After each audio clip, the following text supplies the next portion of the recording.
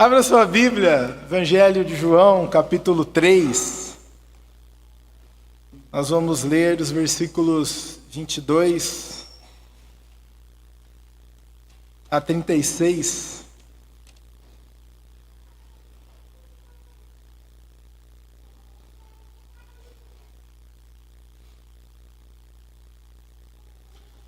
Evangelho de João, capítulo 3.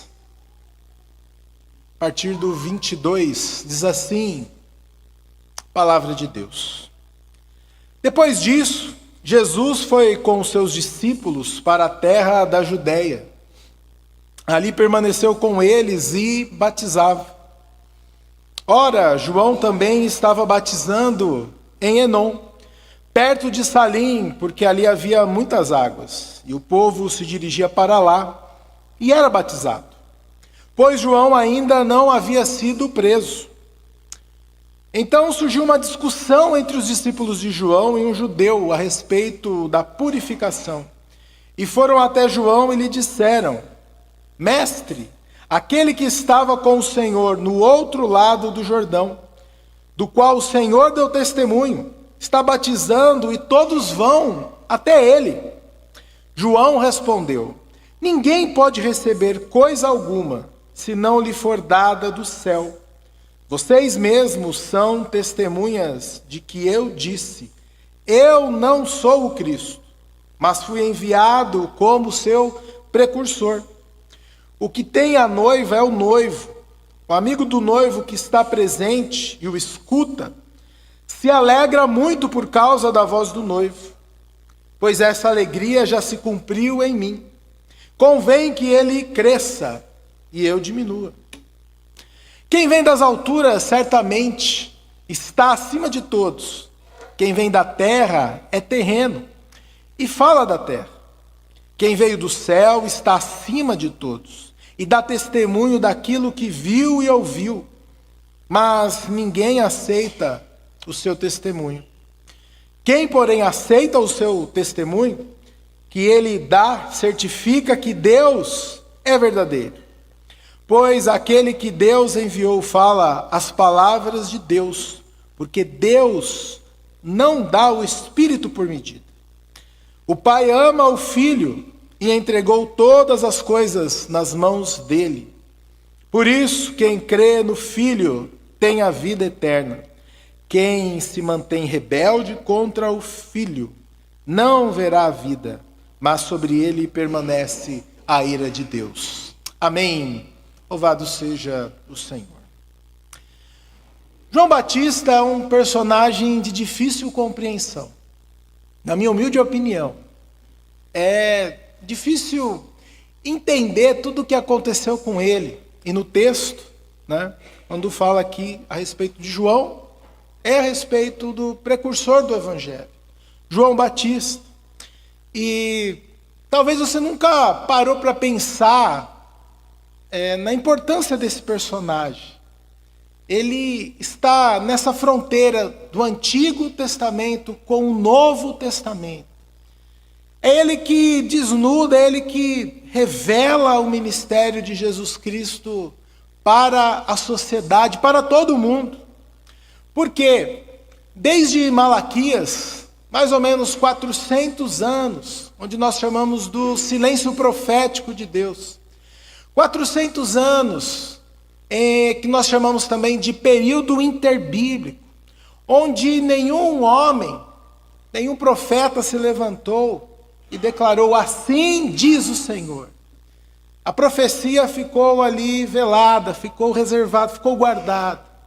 Até que um belo dia, este homem, a voz que clama no deserto, vem para trazer a boa nova do Evangelho, para anunciar Jesus Cristo, para anunciar que o Messias estava entre nós.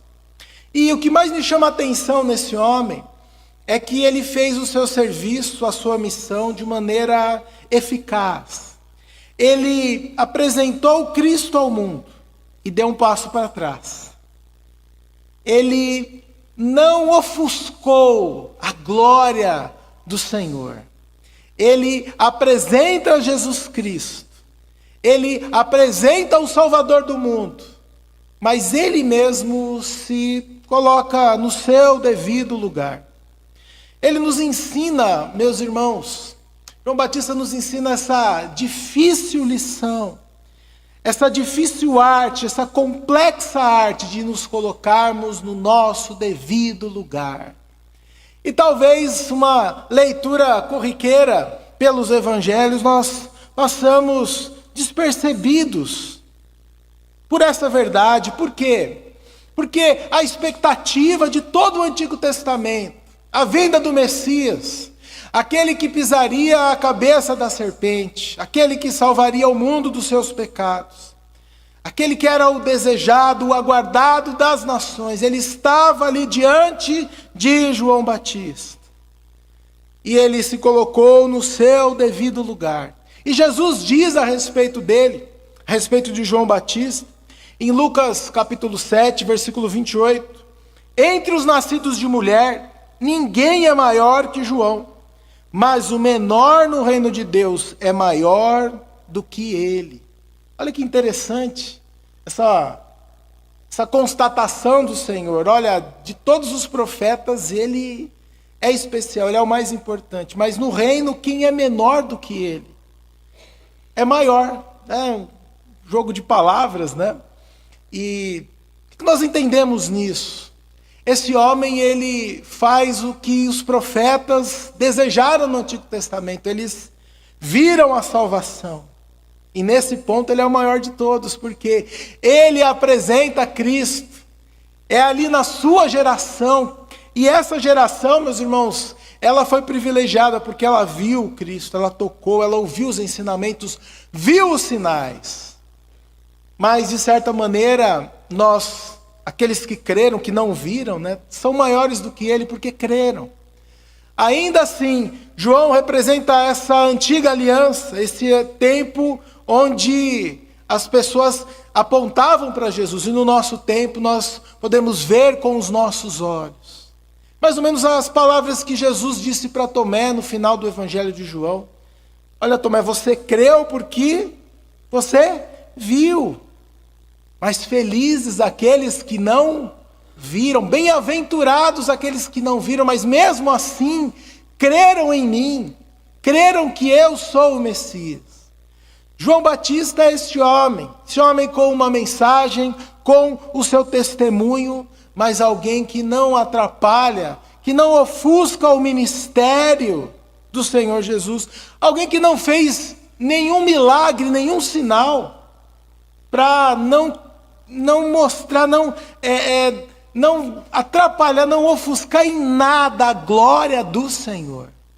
Na verdade, eles estavam diante do grande sinal de Deus para a humanidade. Eles estavam diante do Deus encarnado. Que sinal seria maior do que esse?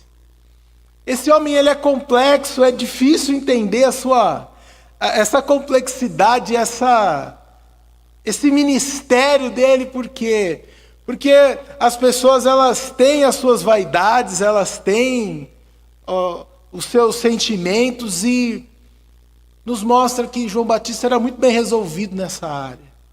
Ele revela Cristo, mas ele sai de cena. Ele não se torna um dos 12. Olha que interessante, né? Poderia ser o mais achegado de Jesus. Poderia ser o secretário de Jesus. Olha, para falar com o mestre tem que passar por mim, porque eu sou o precursor dele. As pessoas perguntaram, mas você é o Messias? Eu não sou o Messias. Deixou bem claro. Ele poderia dizer, olha, eu não sou, mas precisou de alguma coisa, é só falar comigo.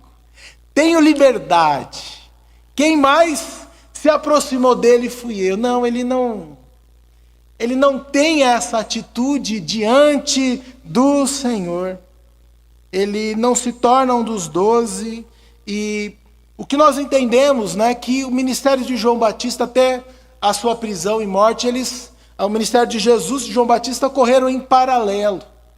E aí nós chegamos no texto, para avaliarmos um momento aqui, uma tensão entre os discípulos de Jesus e os discípulos de João Batista.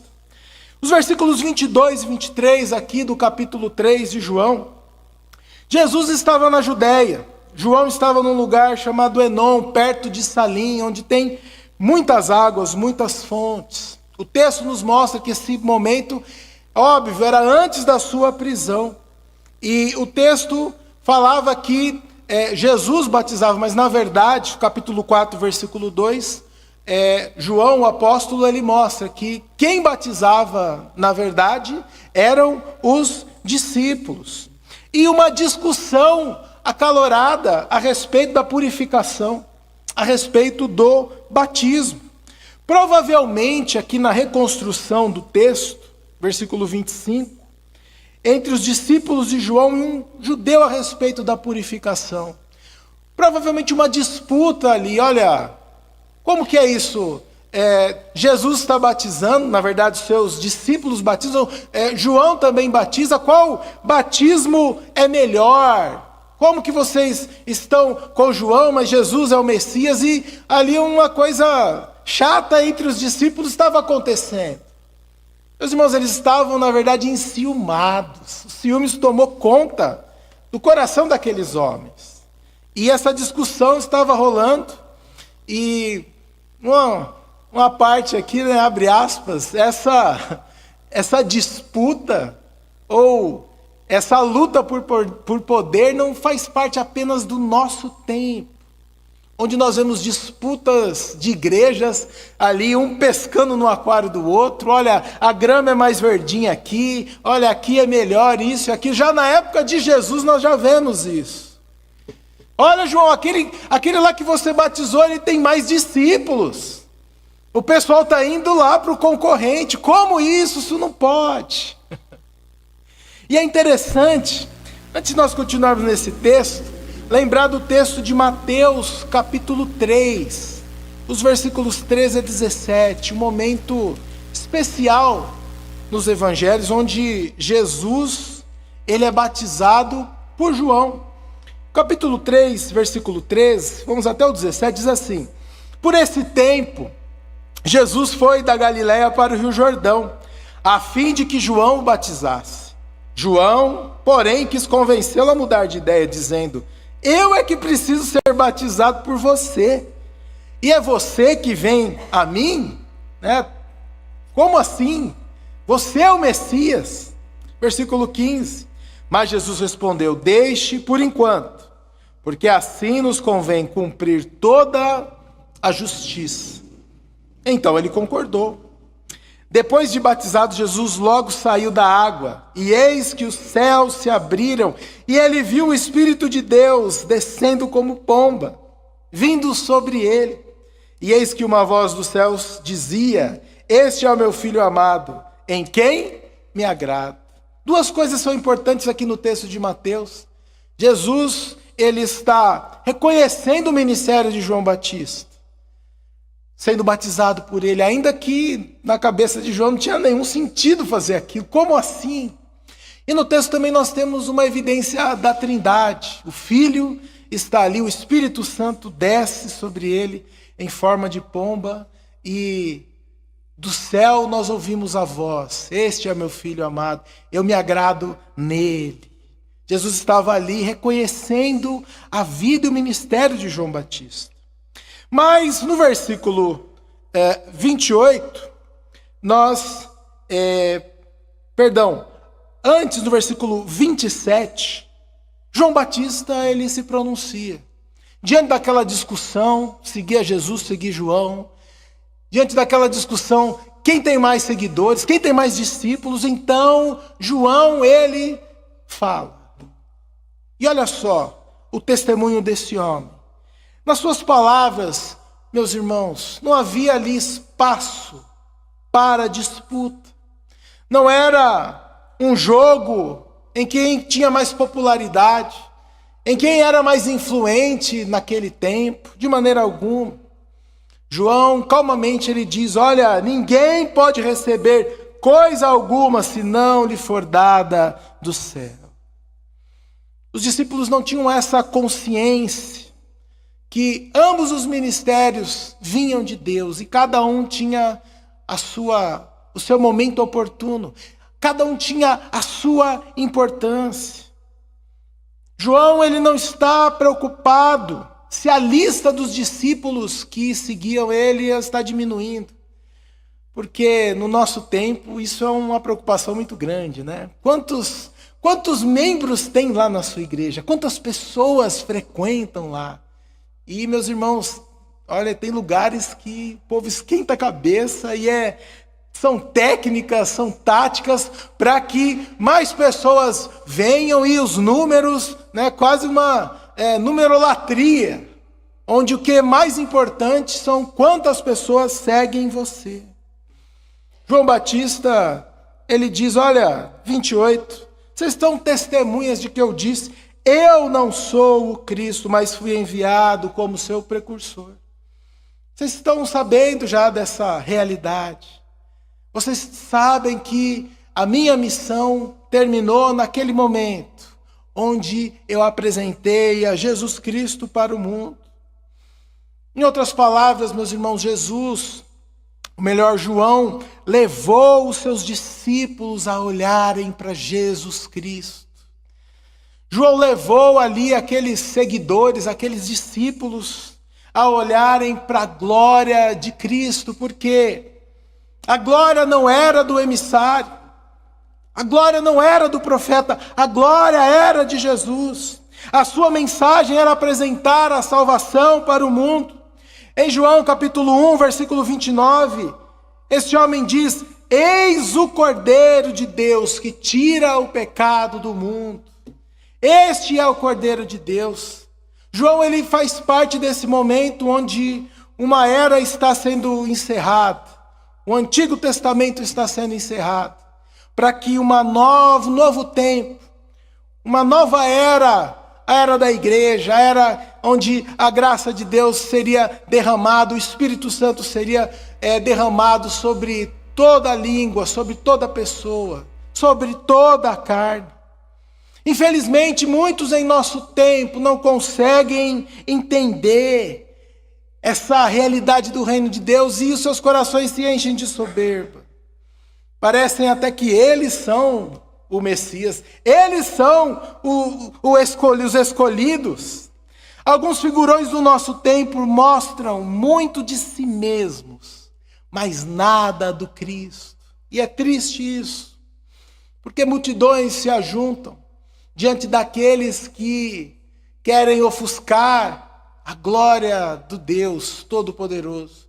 Diante daqueles que, com as suas manobras políticas ou com um jogo emocional, querem ter mais pessoas, terem mais recursos, não para que a glória de Deus venha a esse mundo, mas para que eles mesmos sejam glorificados, para que eles mesmos sejam o centro da sua mensagem. E ele continua, versículo 29, o que tem a noiva é o noivo.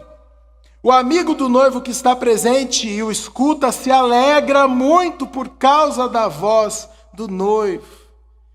Aquela alegria havia se cumprido naquele coração.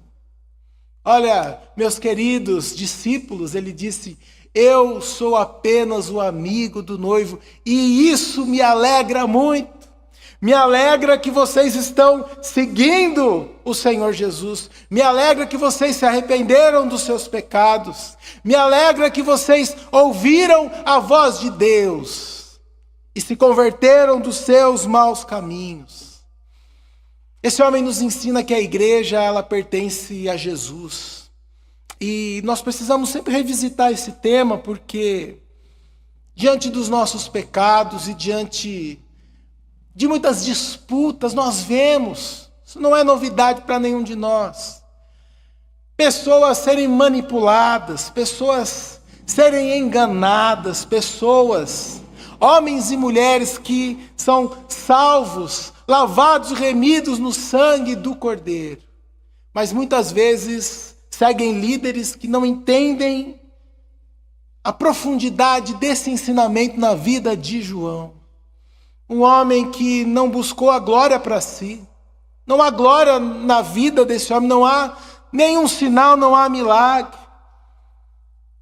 Nós, como este homem, como João, Nós precisamos nos alegrar quando pecadores, eles se arrependem dos seus pecados e seguem a Cristo, independente se eles vão ser nossos discípulos, se eles vão partilhar da mesma igreja conosco. O mais importante é que o reino de Deus chegue nos corações.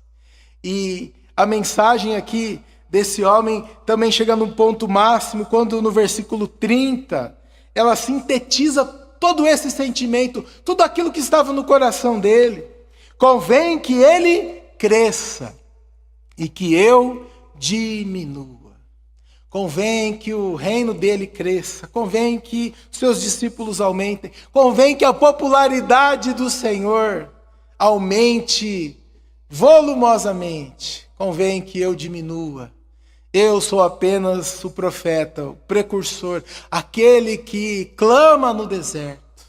Eu sou somente aquele que apresenta Cristo no palco do mundo e dá um passo para trás. A partir do versículo 31, nós temos o testemunho e poderíamos resumir aqui a mensagem desse homem. E ele diz, olha, quem vem das alturas certamente está acima de todos. Quem vem da terra é terreno e fala da terra. Ou seja, ele está dizendo, olha, Jesus Cristo, esse que eu batizei, esse que é o Messias, ele é completamente diferente. Não há um profeta como ele. Não há um líder como ele, não há um rabino, não há qualquer coisa parecida com ele. Ele é único. Aquele que vem do céu é único, está acima de todos. Nós, e ele se inclui aqui, aquele que é da terra, inclusive ele. Fala daquilo que é terreno, mas aquele que veio do céu está acima de todos.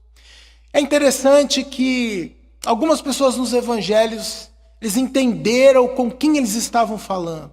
Eles entenderam que Jesus era mais do que um curandeiro, era mais do que um mestre, era mais do que um professor, era o Deus Todo-Poderoso andando entre eles. Não há comparação com o Senhor Jesus. E é interessante, meus irmãos, que nenhum dos mensageiros, nenhum dos profetas, nenhum daqueles que pregaram o Evangelho, seja no Antigo Testamento, seja o próprio João Batista, nenhum deles afirmaram, olha, eu vim do céu. Jesus disse, eu sou o pão, o verdadeiro pão que desceu do céu. Eu vim do céu, eu não sou desse mundo. Meu reino não é deste mundo.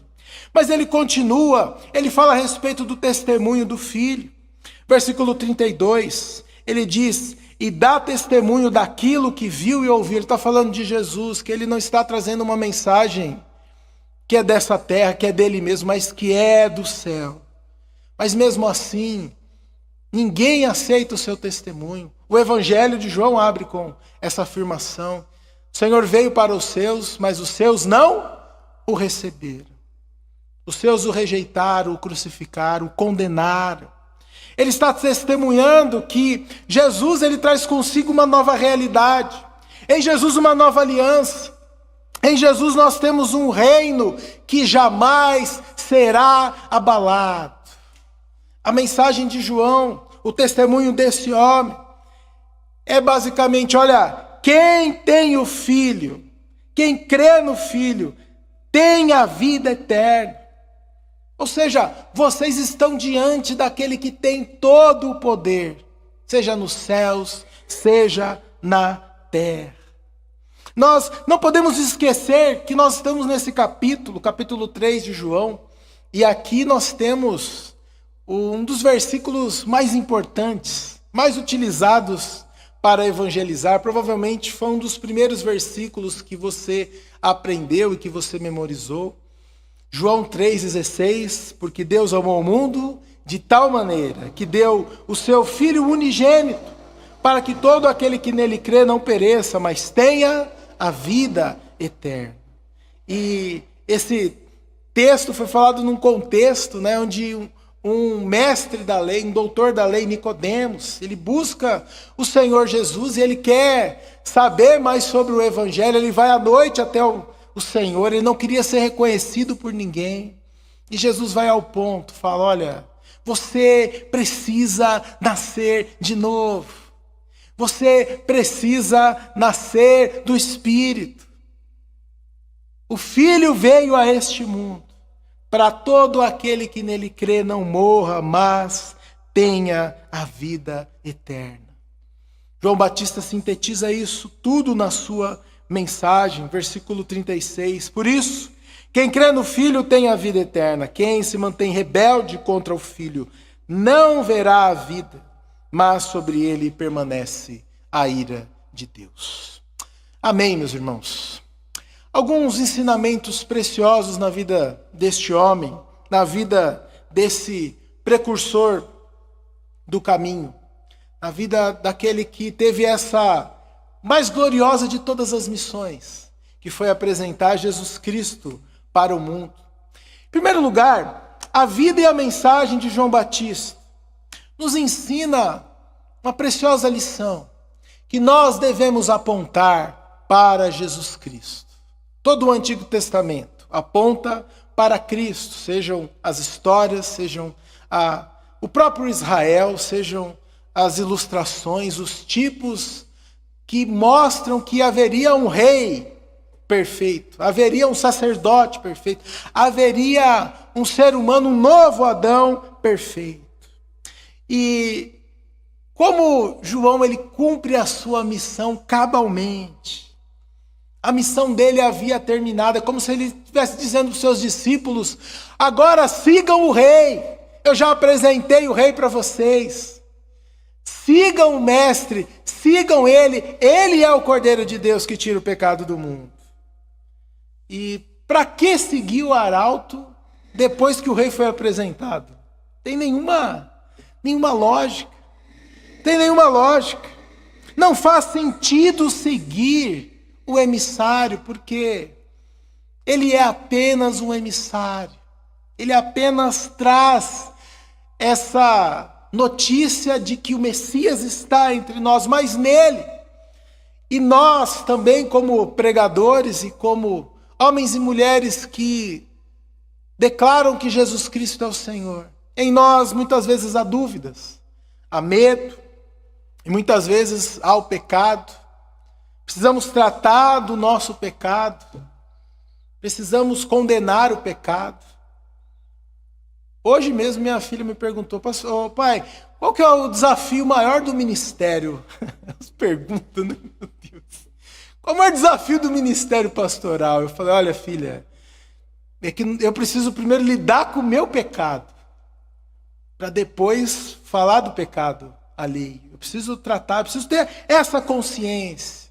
No emissário há dúvidas, há coisas que refletem a nossa limitação, coisas que muitas vezes nós não nos alegramos de saber que somos assim e precisamos da graça de Deus. Esse homem, ele tem isso muito bem resolvido na sua vida. Olha, eu venho dessa terra, eu sou terreno e sou como vocês. Agora eu estou apresentando alguém que veio do céu, que é completamente diferente de mim. Aquele que tem poder para perdoar pecados, aquele que tem poder para reconciliar pessoas com Deus. Essa é a mensagem que nós temos. Nós apontamos para Jesus Cristo, nós levamos pessoas a Jesus Cristo, apesar dos nossos sofrimentos, das nossas lutas, dos dias maus, dos dias difíceis. Certa vez, um homem, um bilionário, ele tinha uma coleção de quadros de pintores famosos, um mais caro do que o outro. E esse homem, ele tinha um filho, e o seu filho foi fazer uma viagem e fatalmente aconteceu um acidente e aquele filho, seu único filho, morreu. Aquele homem ficou abalado, ficou pesaroso. E um dos seus amigos, vendo ali aquele momento de crise difícil, pintou um quadro. Não como os quadros, né, da sua galeria, né, mas pintou um quadro com o rosto do seu filho. E quando ele recebeu aquele presente, aquele homem enlutado ficou muito feliz. Agradeceu muito aquele quadro. Colocou num lugar de destaque ali na sua galeria. Mas passados anos, passado o tempo, aquele homem morreu.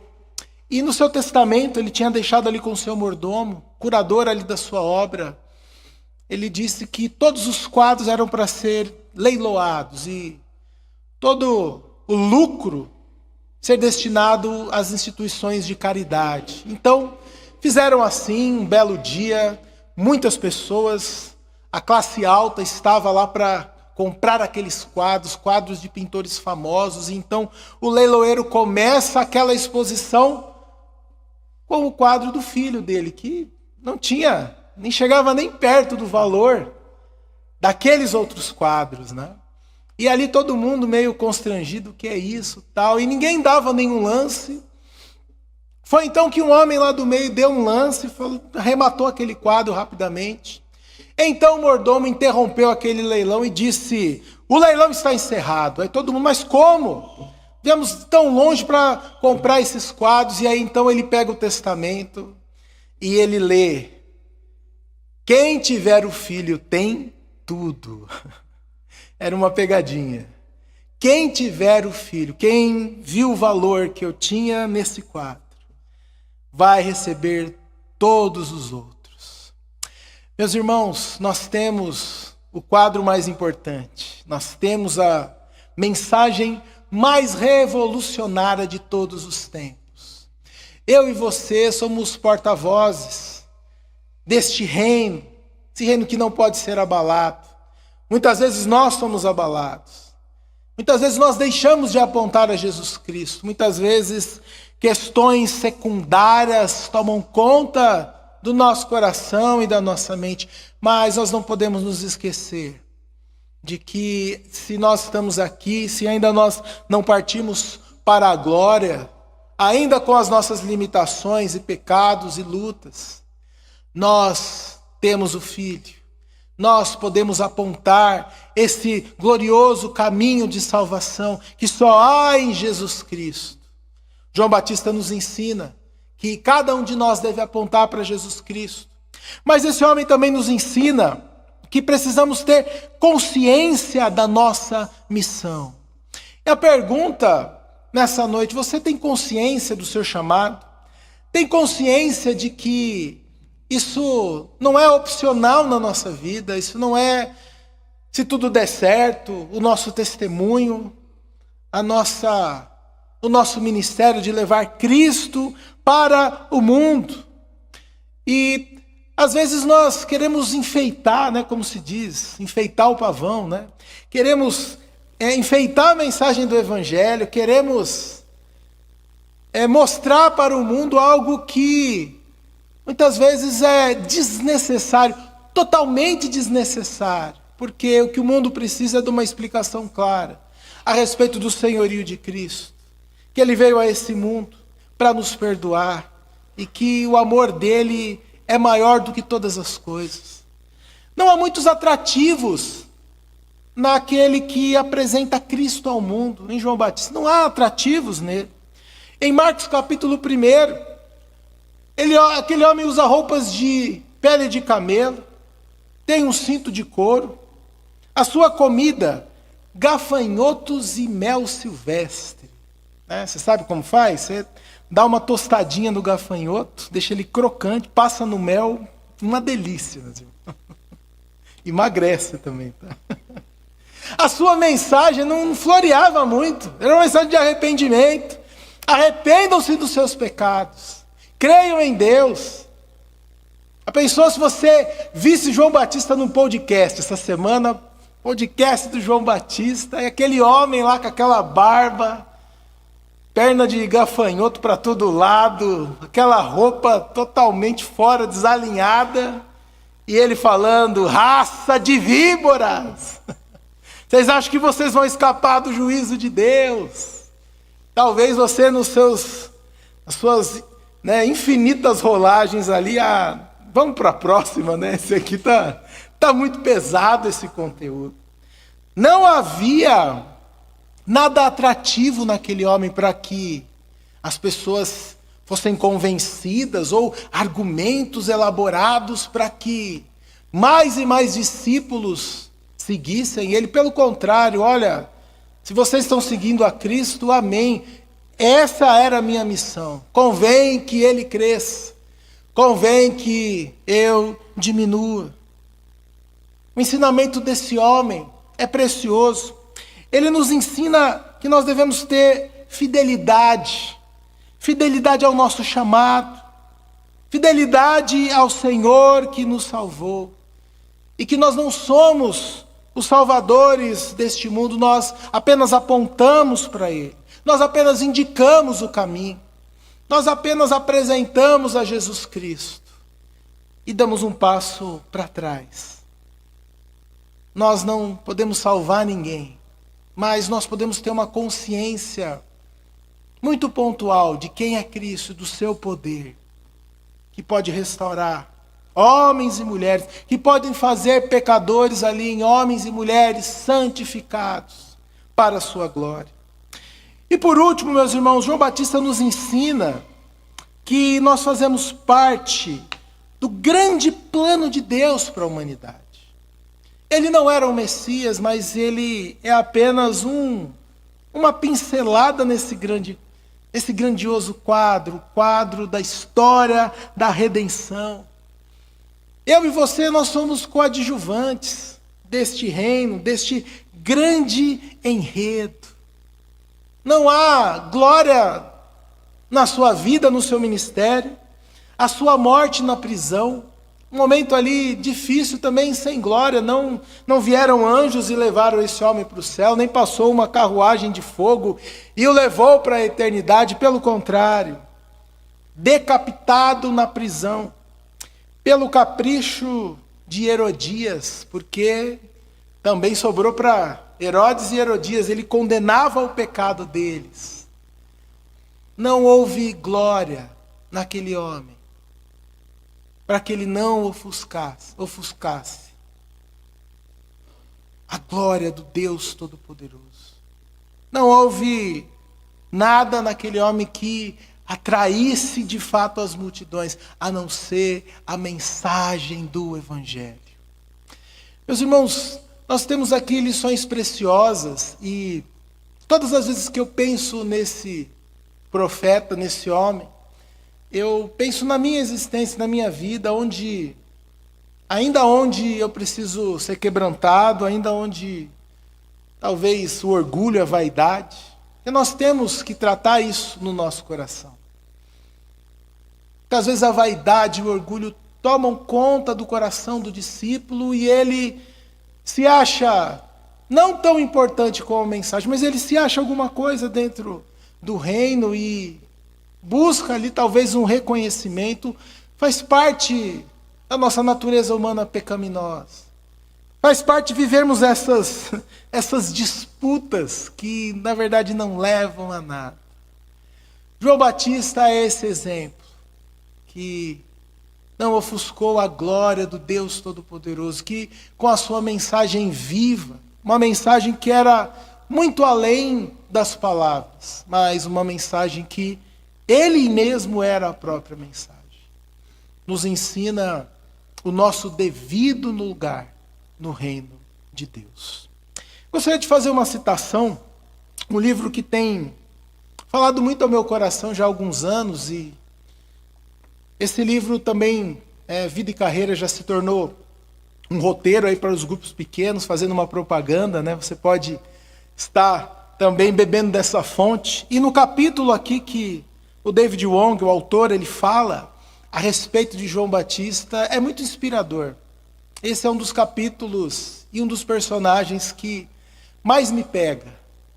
É uma história que nos ensina, todo momento, nós procurarmos viver no nosso devido lugar. Ele é um profeta de um futuro que não é seu. Ele é a fração do todo. E ele diz, é útil, agora e sempre, dar um passo atrás e dar uma ampla olhada. Alcançamos em nosso tempo de vida apenas uma pequena fração do magnífico empreendimento que é a obra de Deus. Nada do que fazemos é completo, o que é de outra maneira de dizer que o reino sempre está além de nós mesmos. E isto é o que devemos fazer: plantar sementes que um dia crescerão. Regamos as sementes já plantadas, sabendo que elas carregam consigo promessas futuras. Pode ser que nunca vejamos os resultados finais, mas esta é a diferença entre o mestre empreiteiro ou mestre de obras e o pedreiro. Somos pedreiros e não mestre de obras. Somos ministros e não messias. Somos profetas de um futuro que não é o nosso. Terminar bem não significa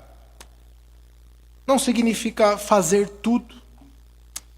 João veio, fez sua parte e seguiu em frente. Jesus o elogiou, dizendo que ele era o maior de todos, mas aquele que crê em Cristo é maior do que ele. Jesus elogiou esse homem, mas também o colocou em seu devido lugar. E amados, que nesta noite nós possamos orar, possamos entender qual de fato é o nosso lugar. O Senhor nos chama para sermos servos e servas. Somos profetas de um futuro que não nos pertence. Somos parte deste grandioso enredo que o Senhor está escrevendo de maneira soberana. Muitas vezes, meus irmãos, nós fomos injustiçados. Muitas vezes queremos reivindicar os nossos direitos. Muitas vezes queremos chegar diante do trono divino e querer a justiça e reivindicarmos os nossos direitos. Nós somos pobres, cegos e nus, e que a graça de Deus possa nos adornar. Que a graça de Deus possa nos transformar em nome de Jesus. Gostaria de chamar o Ministério de Louvor para estar aqui no nosso último cântico. Que esta mensagem ela possa provocar esse sentimento em nós, para pensarmos como nós temos vivido a nossa vida. Se lá em casa nós somos servos ou senhores, somos apenas arautos ou queremos ser reis ou rainhas, que a graça de Deus possa inundar o nosso coração. Que a graça de Deus possa nos transformar em homens e mulheres que apontam para Jesus Cristo, que têm consciência da sua missão e que sabem que nesse mundo nós não vamos fazer tudo. Somos apenas parte deste maravilhoso enredo, dessa história de salvação. Cantemos.